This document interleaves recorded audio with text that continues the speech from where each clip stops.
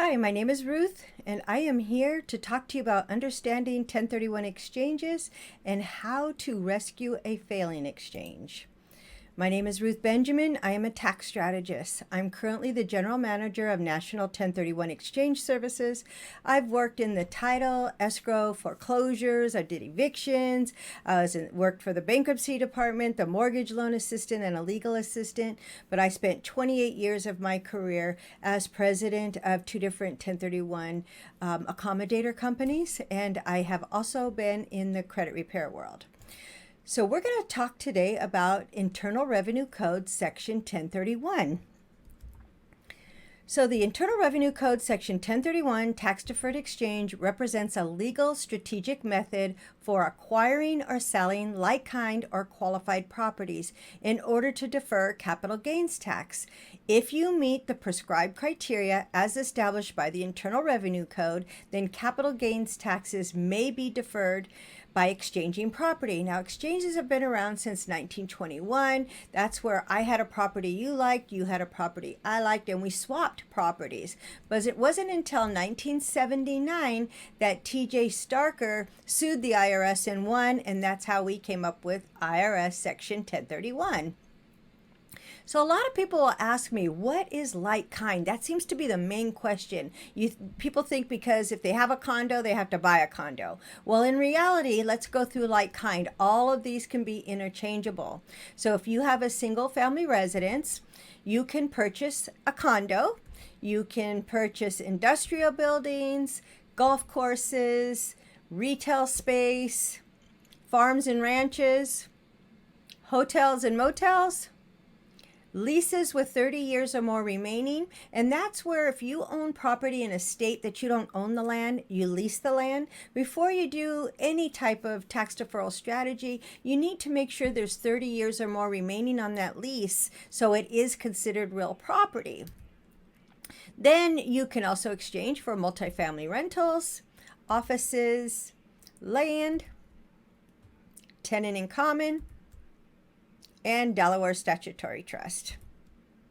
The things that do not qualify as like kind is your primary residence, and we're going to talk about that later on in this presentation, and second homes. We're going to show you how to make them qualify for 1031. So also people that are flipping property, so you're buying, fixing, flipping, right? Or developers who are buying land to build homes and sell them, they do not qualify for 1031 because the IRS wants your intent to be that you're holding the property for investment use. So if you're a developer or you're flipping, you are in no way thinking of holding that property for investment use. So REITs typically are a membership interest in a trust and are not exchangeable unless the REIT is considered real property and not a partnership interest. You can exchange anywhere within the United States, including U.S. territories. Let's talk first about the reverse exchange. The reverse exchange is where you buy your new property first.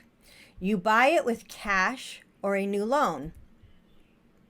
We could take title to the property you currently own, or we could take title to the new property that you want to purchase. And when we enter into a reverse exchange, we create an EAT. The LLC is an EAT. The EAT is an exchange accommodation title holder. You must sell your property in a reverse exchange, the one you currently own, within 180 days, or you're going to end up owning two properties, and then there's no way to exchange into it. But I'll talk to you about another strategy that could help you out if you got stuck with two properties that you didn't want. The safe harbor reverse is the safest. Some companies will do out of safe harbor, but you must have an attorney involved, and typically you should have counsel no matter what type of transaction that you are doing. And the cost for the reverse exchange is anywhere from $4,500 to $10,000 plus, depending on how complex the transaction is. The advantages of the reverse exchange is you can close on the replacement property without a contingency of your old property selling first, because you're going to buy the new one with cash or a new loan, and you don't have to worry about the 45-day identification period because you already know what property you're going to sell in order to finish this exchange. The drawbacks are you have to acquire the replacement property without having the proceeds from the sale of your property, and financing issues come up. If you want us to take title to your replacement property, but you're getting the loan, a lot of times the lenders have an issue with that you're getting the loan, but we're taking title. So that makes it where we have to take title to the one that you are selling. And of course, there's the additional cost of the reverse exchange. And we may require an environmental report, but not for 1 to 4 unit residential properties. So let's talk about the next type of exchange is a build-to-suit exchange. Now, a build-to-suit exchange, the problem with it is that you cannot own the land that you want to build on. So you cannot take one of your investment properties, that cash, and build on a property you already have title to. They don't allow you to do that. So you must identify the improvements and the land by the 45th day, and you must take title to that new property fully finished within 180 days, which is a really tough thing to do, and you must have an occupancy certificate. So basically, what I tell people, if you can't get finished within the 180 days, do an appraisal on the property. Make sure that if the IRS tries to tell you it was worth less when you took title to it, that you have an independent licensed third party that tells you what that property was worth. So the reverse exchange, again, is about, or it is possible to do a build-to-suit reverse. So build-to-suit or a reverse build-to-suit, you're still looking at the higher end cost of 1031 exchanges. So let's talk now about the most common exchange done, which is the delayed exchange. And again, as I said before, always talk to a tax advisor before entering into any type of tax deferral strategy. So you're going to list your property for sale. Once you get a buyer for your property, you're going to open escrow with the title company, or if you're on the East Coast, with the attorney office. Now, there must be the exchange verbiage in the contract that the IRS requires. And basically, all it says is the seller is going to do a 1031 exchange, defer their taxes. The buyer agrees to cooperate. There's no additional cost or liability to the buyer. I do have sample verbiage. If you need it, you can reach out to me. So when you open that escrow or open the order with the attorney, you need to get your exchange started right away. Open it with the qualified intermediary. Sometimes I'll use the word qualified intermediary. Sometimes I use the word accommodator, but it means the same thing. So with us, what we ask for is a copy of the purchase agreement. We ask for a copy of the preliminary title report or the title commitment if you're East Coast. And what we do is we prepare our exchange agreement and we send it to the closer. And that way you can sign your exchange agreement at the same time that you're signing everything else. Now, you will still deed your property to your buyer. It used to be a day that the accommodator had to take title to the properties, and you would pay additional transfer tax and recording fees, but that's not the way it is today. The IRS allows direct deeding, so you don't have to pay those additional costs. So once you close on the property, so if you close today, the time clock starts tomorrow. So you have 45 days to identify the replacement property, and you have up to 180 days to take title to that property. The cost of a delayed exchange is very minimal. If you have any property under the value of $500,000, you're looking at $500. Any property that is $850,000 or less, you're looking at $850. Once you get up to the $1 million price, it's $1,000, and then it's $500 for each additional million. Now, these fees cover up to 3 properties, so you could sell one and buy 2 replacement properties. So let's talk about deferring 100% of your capital gains taxes. I'm going to show you an example. If you sell a property for $1.8 million, you must buy a property or properties worth $1.8 million or more. If you have $1,125,000 in equity, you must roll all that equity over to the replacement property or properties. If you have a loan on the property you're selling for $675,000, you must have a new loan of $675,000 or more. That's in order to have a fully tax-deferred exchange. Now, if you want to pay some taxes and defer some taxes, that's a partial 1031. So if you had your $1.8 million sales price and you only bought a property for 1.4, then you took all your 1,125,000 equity and rolled it over to the new property, but you ended up with a loan of 275,000 instead of 675,000. Now you have a trade down in two areas. You have a trade down in the sales price and you have a trade down in the loan amount. So what the IRS is going to do is they're going to tax you on the greater of the two. So let's talk about these crazy rules that come with 1031 exchanges. So the first rule, in the very first thing, if the IRS audits you, they're going to look at your identification form. So the designation form, they're going to make sure that you identified by the 45th day. So you must identify potential replacement property by midnight of the 45th day from the date of the sale. So potential replacement property. You don't have to be under contract. You just have to say, I like this address, and list it. Then you must acquire one of the properties you identified on that form by midnight of the 180th day or by the time you have to file your taxes. So just know that there might be a chance you have to file an extension to your tax return in order to get to your full 180 days. So the full time period is 180 days. The 45 day falls in that 180 days. So once the 45 day hits, you identify, you have the additional 135 days to take title to one of those properties. If you're selling two relinquished properties, then the clock starts when the first one closes. You got to get the second one in to buy your replacement property if you're going to sell two to buy one. So the clock doesn't start over for the second property. You have to go by the timeline of the first one. So the crazy rules when it comes to identification, the most common rule that people use is the 3 property rule. And that's just saying you can identify 3 properties and it doesn't matter what the value is. But remember, you still have to meet your equal or greater requirement. Then if you have to identify more than 3 properties, you may identify an unlimited number of properties provided that the fair market value of all the properties does not exceed 200% of the fair market value of the property you sold. So what does that mean? Let's make it real simple here. If you sell for $1 million, you identify more than 4 properties, the total value of what you identify cannot go over $2 million. Now there's one little thing I want to bring up is if you're in a crazy market where people are getting higher than the purchase price, when they list their property, they get over asking price, right? Well, if you listed a property on your identification form and you're right at the 200% rule, but you had a buyer offer more money for that property, it could kick you out of that rule if the IRS gets deep enough and checks it. You don't want to get stuck with that. So be really careful when identifying. If you do go over the 200% rule, then the 95% rule kicks in that says you need to buy 95% of the value of what you identified. So the identification must be made in writing and use a distinguishable address or a legal description.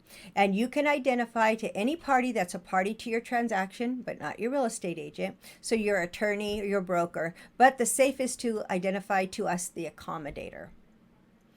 Then the other crazy rule I like to bring up is the suggested holding period.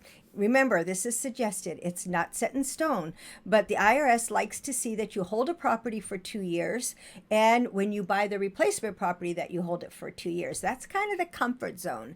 So it's not a requirement. People do it all the time with less time held, but if you want the safe zone, then go with 2 years. Now, related parties, when you cannot buy from a related party unless the related party is also doing an exchange. So when selling to a related party, the related party must hold the property for 2 years or it will disallow your exchange. So what does that mean? If you have a rental property and you sell it to your brother, you met all your requirements in your exchange, you found a property equal or greater, you identified it by the 45th day, you acquired it by the 180th day, you moved all your money over there, you got the loan in place, you did everything right in your exchange. If your brother sells that property before 2 years, he just disallowed your exchange. So make sure if you enter into a contract with a relative that you put in that contract, if they sell it before 2 years, they're going to pay your tax bill. So related parties are brothers, sisters, spouses, ancestors, and lineal descendants. Related parties do not include step-parents, uncles, aunts, in-laws, cousins, nephews, nieces, and ex-spouses. Be careful if you have corporations and LLCs and you own more than 50% of the stock. You're going to run into related party issues if you start transferring properties between your corporation and yourself as an individual. Now, if you take cash from a transaction, it is called boot. Boot is just another term for a taxable event. So if you take cash out of a transaction, you will pay taxes. Now, in my example, mortgage boot can be offset by cash. So in my example where I said you had a $675,000 loan, but you ended up with a $275,000 because you traded down. Well, let's say that you decided you don't want a loan on there. You're just going to bring in cash. Cash offsets mortgage boot. Okay. But if you pull cash from the sale of your property and you identify your replacement property and then you say, Ruth, I'm going to bring that cash back in because I don't want to pay the taxes, it's too late. You cannot offset that cash. If you pull it out, you're going to pay taxes. No way around it. Now, if you start an exchange, all accommodators have to hold your funds till midnight of the 45th day. So if you start an exchange today and call me up in 2 weeks and say, I'm going to pay my taxes, I don't want to do an exchange, I cannot let the money go. No accommodator can let the money go until the 46th day. Now, if you identified a property by the 45th day, and now we have to hold it till the full 180 days, so we can only release on the 181st day. So know that rule before you enter into any type of 1031 exchange.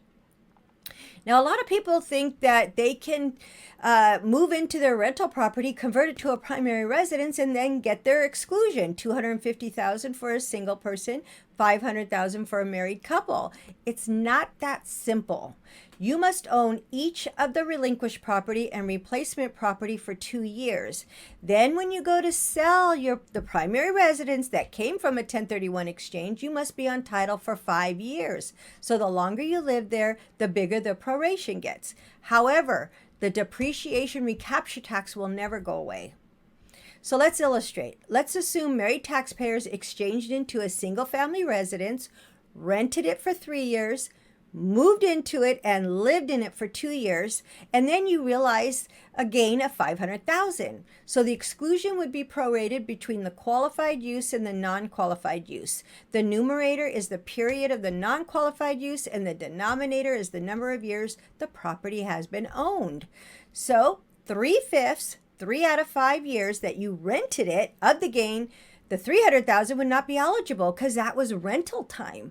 Now, 2/5, 2 out of the 5 years that you did actually live in it of that gain, $200,000 would be eligible for the exclusion. As a consequence, you would pay taxes on the $300,000 plus the depreciation recapture tax. Now, some people rent out rooms in their primary residence. I had one client that had a doggy bakery in her primary residence. So when she went to sell, she used the primary residence exclusion and then a portion of it as 1031. As long as you plan on using the new house as a doggy bakery or you're renting out a room, you can use Section 121 and 1031. Second homes, I told you before they wouldn't qualify, but let's show you how you can make them qualify. And by doing that, you have to back off the usage. So don't use it more than 14 days a year or not more than 10% of the time that you have it rented out. So if you rent your property out for 300 days a year, now you can use it for 30 days a year. The beautiful thing is working weekends don't count towards that usage. So if you go to your property and you change the light bulbs, paint a wall, fix a faucet, go to that local hardware store and get a receipt that shows you went to the property to work on it for that weekend. Partnerships, when it comes to 1031 exchanges, you really have to be careful with, because if you own a property in a partnership and the partners want to go their own way, you must dissolve the partnership 2 years before you can exchange the property. Now, we create partnerships and LLCs for asset protection. So if you dissolve it 2 years before you sell, you're leaving yourself exposed. So if one of the partners wants cash and one wants to 1031, then one of the partners can buy out the one who wants the cash. Now the partnership can stay intact and do the 1031 exchange. Now the IRS does not like drop-in swaps. Drop-in swaps means you drop out of the partnership and then immediately exchange. People do it all the time, but they don't like it, so make sure that you really get some legal advice before doing a drop-in swap. Now, the same taxpayer who transfers the relinquished property must acquire the replacement property. So there are some exceptions. A disregarded single-member LLC, the sole member is the same, okay? Grantor and a grantor revocable trust, living trust, is the same. If a taxpayer dies and the exchange has a estate or the trustee completes the exchange, that is okay. So let's give you some examples. If you sell as a partnership, you must buy as a partnership. Same thing with corporation. You must buy in the same corporation.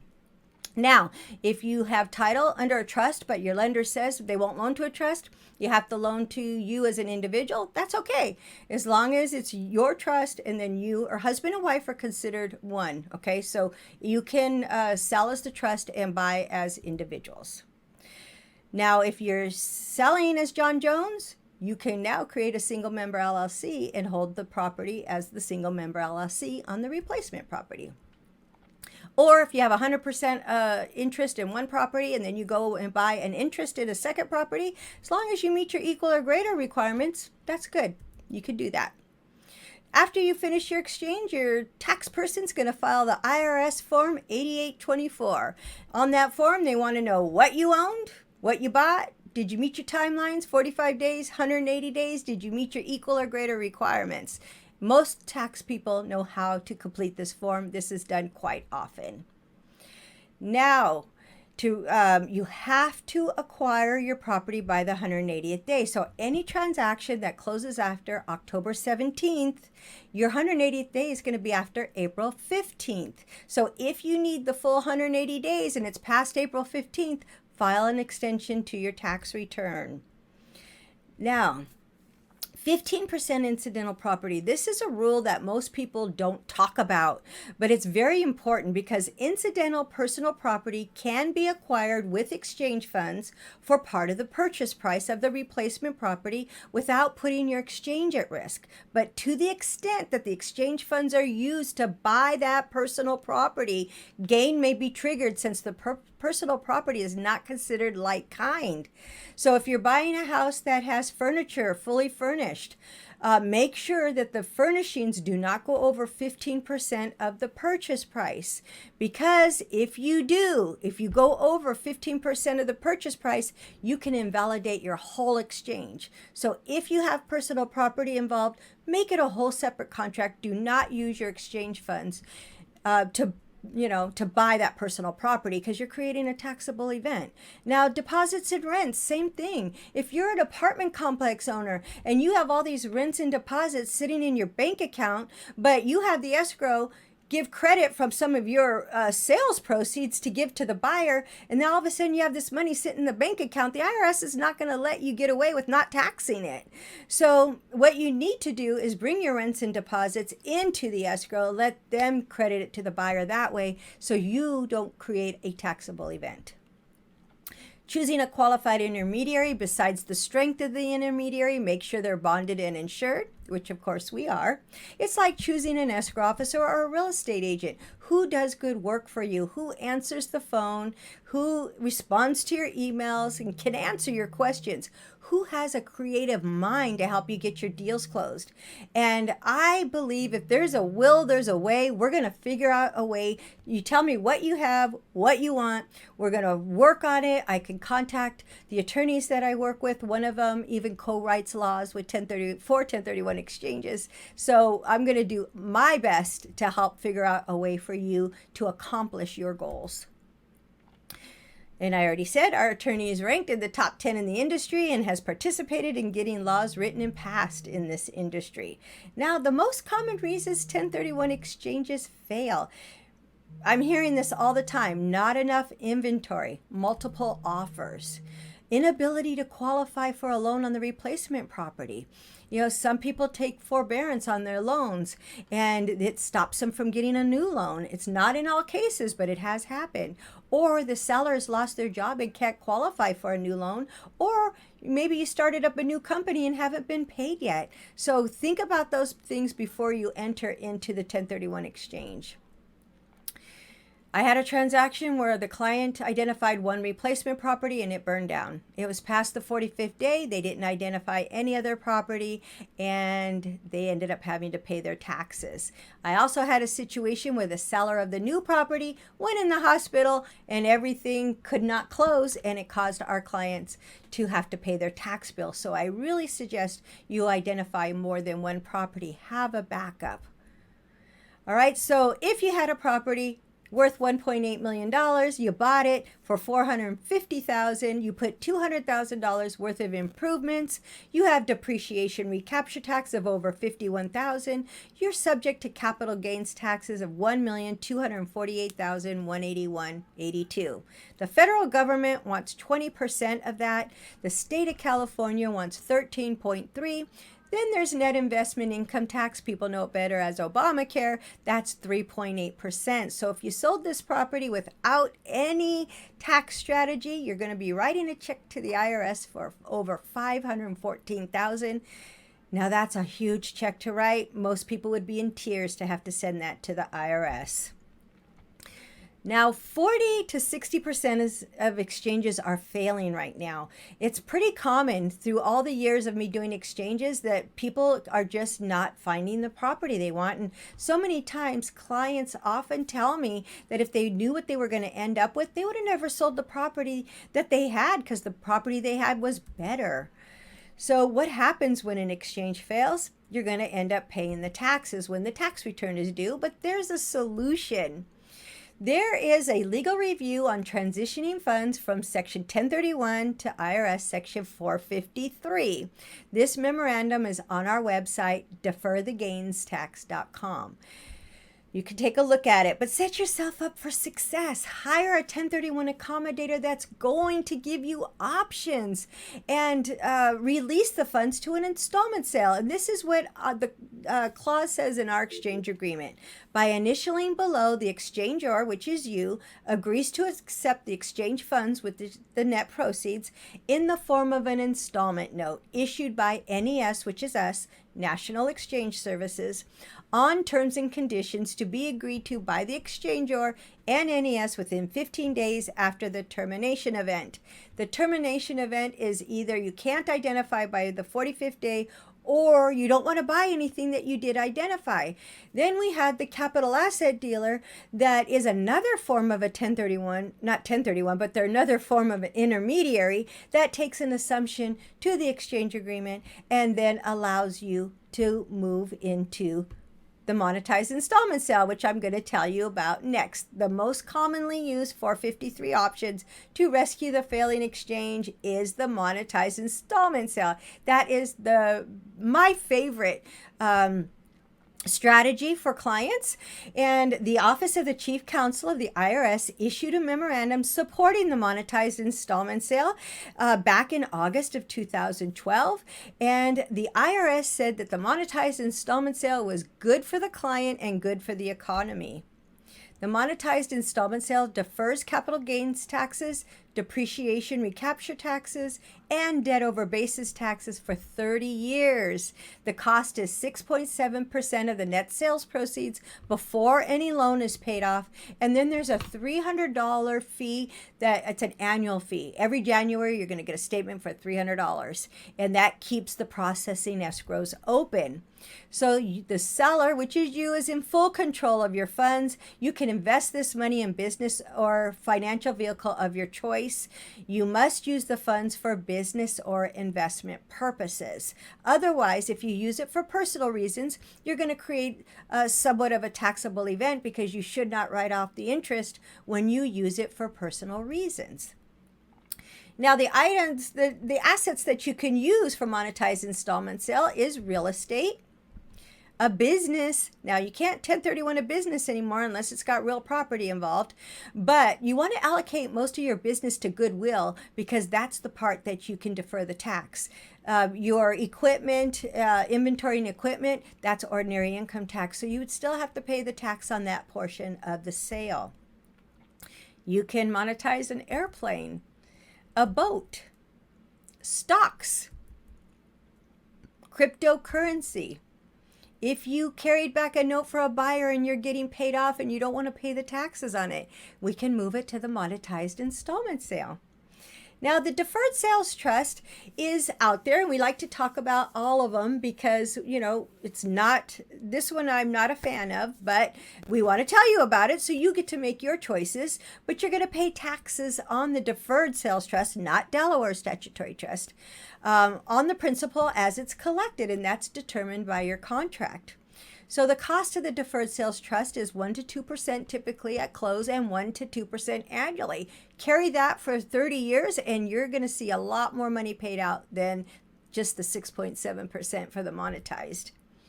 Now, it's managed by an independent trustee. So you do not have control over your funds. That's the part I don't like about it. You're relying on somebody else to make the right decisions over your funds. So it's as easy as 1, 2, 3. Set up a 1031 exchange with an accommodator that will cooperate with the monetized installment sale. The capital asset dealer, that's the name that runs the monetized installment sale, and they're a form of an intermediary. Then look for the 3 properties. We do suggest that maybe identify a Delaware statutory trust, not the deferred sales trust, as one of your properties. They're regulated by the SEC. And you can get passive income off of your Delaware statutory trust if you want. But if nothing looks good, nothing acceptable comes together, then rescue your failing exchange with the monetized installment sale. Then the capital gains taxes, the straight line depreciation, and the mortgage over basis taxes will be deferred for 30 years. So all of this hinges on you hiring the right 1031 accommodator to begin with. I am one of those accommodators, but let's plan ahead and eliminate the need for 1031 exchanges. Our Dynasty Spendthrift Trust has a private letter ruling. Everybody says, I already have a trust, but you don't have this type of trust, okay? The private letter ruling came out in May of 2015 supporting these types of trust. So this unique type of trust is designed to protect your assets, to eliminate, reduce, or lessen taxes. It also eliminates liability and provides for beneficiaries without legally affecting the corpus of the trust. The corpus of the trust is not subject to turnover orders by any court or judge, whether federal, state, or local. It adds extra liability protections that living trusts and LLCs do not. The cost of this Dynasty Spendthrift Trust starts about $39,000, and that will lower your passive income tax bill. It will give you ironclad asset protection. It will defer your federal capital gains taxes for generations, hundreds of years. Okay, it will, if you have active income, you can set up a second trust that will lower your active income tax bill as long as you're self-employed. It doesn't help for W-2 income employees. So reach out to us on that. We have a whole presentation regarding the trust on our website. So please go to our YouTube channel, and you might be hearing this on YouTube, but hit subscribe. We're going to be putting a lot of videos out, especially on different tax strategies we don't even do webinars on, but we're going to start putting them on our YouTube channel. When you do that, you will get $100 off your next exchange. If you would like us to give a presentation to a group or an office or something, that group that you want us to give this information to, reach out to my partner Scott Varney and we will set that up. There's no cost for it. And here is my contact information. If you have any questions, please reach out. It's free information. So give us a call, send me an email. Even if I'm not working on your exchange and you have a question that you're not quite clear on, I would be happy to talk to you about your transaction. So I want to thank you for being here with us today.